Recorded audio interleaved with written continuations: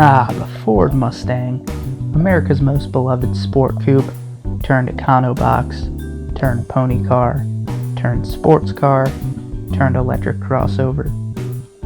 An iconic model for sure, but by no means a perfect one. As you can see by the title of this video, today I'm going to be addressing the worst Mustang ever.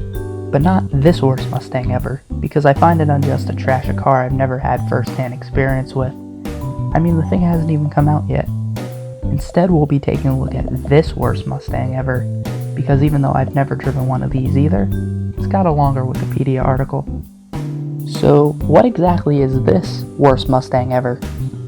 This is the Ford Mustang II, because someone saw the original Mustang and went, gosh, this would sure be better with more numbers on it.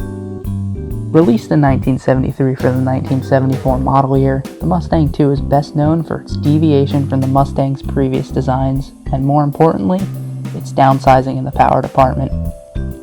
Comparing a 1965 base model to a base Mustang II in 74, for example, will show you that the Mustang II makes 32 less horsepower than its predecessor. Talk about progress.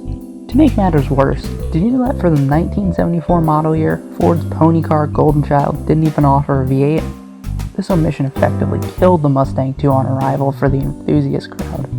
Now many will say, well, power isn't everything, and they'd be right, as the Mustang II had less mass to push around thanks to its underpinnings shared with the smaller Ford Pinto. This leads me to one of the other main gripes with this car, however, the fact that it shares a platform with the Ford Pinto. Now, don't get me wrong, the Mustang's previous generation and the following generations would share platforms and parts from whatever Ford's entry-level car may be, but the fact of the matter is, none of these other Mustangs were siblings to the Ford Pinto. Usually when it comes to sequels, the stakes are higher than ever before. The movie showcases more flashy scenes than the original, and there are more special effects thanks to a higher budget. So why did Ford decide to almost euthanize the Mustang name on their second stab at the nameplate?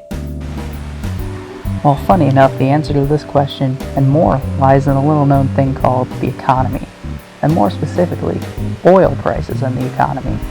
You see, 1973 marked the year of the US oil crisis, an event in which prices of oil promptly and briefly rose, leading the public to flock to smaller and more fuel-efficient vehicles. This one little bit of history completely changes how to perceive the Mustang II, at least in my eyes, because it kind of shows that the Mustang II wasn't launched to be a kick in the groin to everyone who heralded the Mustang less than 10 years ago, but it was a necessary and temporary rebranding so there could still be a Mustang in 10 years' time. So to conclude, do I think the Mustang II is a good Mustang?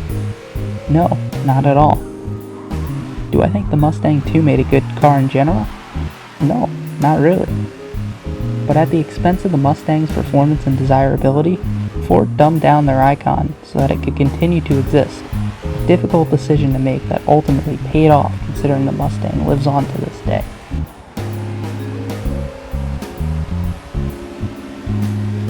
With all this being said, to this day enthusiasts dub the Mustang II as the worst Mustang there ever was.